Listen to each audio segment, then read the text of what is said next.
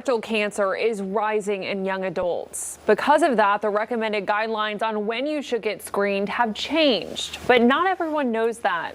I sat down with two women who are bravely sharing what they've learned from their life-changing diagnosis. We need to talk about colorectal cancer because there's too many people that are dying of this disease, and it is a treatable, curable disease. Melissa Jones got her first colonoscopy back in October. And the guy said, you have a 2-inch tumor in the center of your rectum. And he said that, you know, they'll have to do the test and the diagnosis, but it's cancer. Dr. Blake Lockwood at Highlands Oncology confirmed the devastating news.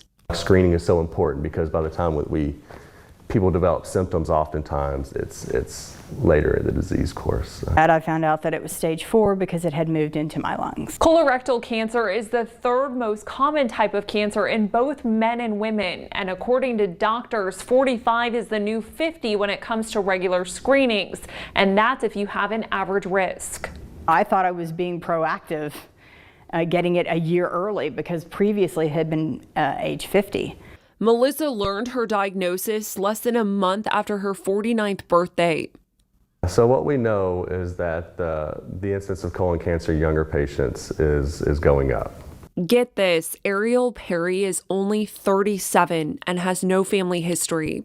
I had some weird GI bleed going on. One night, it got serious. She went to the ER. They ended up keeping me there for a few days, and that's when I was diagnosed with colorectal cancer.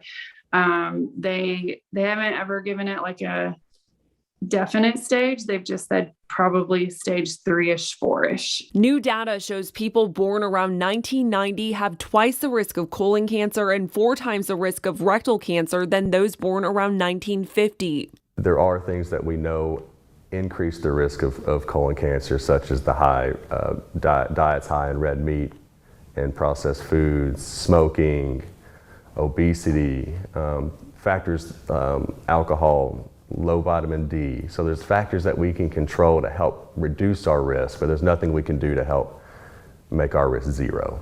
Both women have unique treatment plans. Melissa finished 8 rounds of chemo and 30 rounds of radiation. She's expecting to undergo surgery in July. According to Dr. Lockwood, my chances are excellent of remission. Ariel's radiation treatments are just getting started. It's being paired with chemo, but that's on hold after some complications.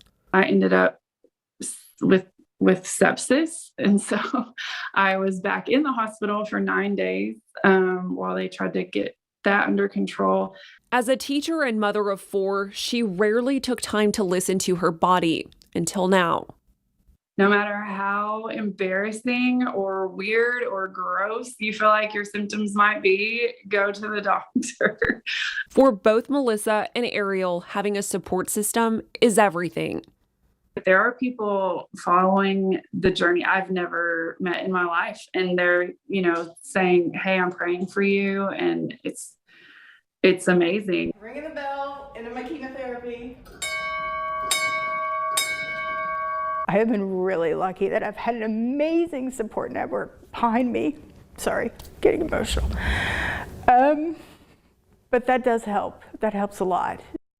We thank those women for sharing their story with us this morning. Dr. Lockwood tells me there will be 16,000 new cases of colon cancer in Arkansas this year alone, and about 6,000 people will die in our state. You can read much more about the symptoms to look out for and screening recommendations over on our website, 5newsonline.com.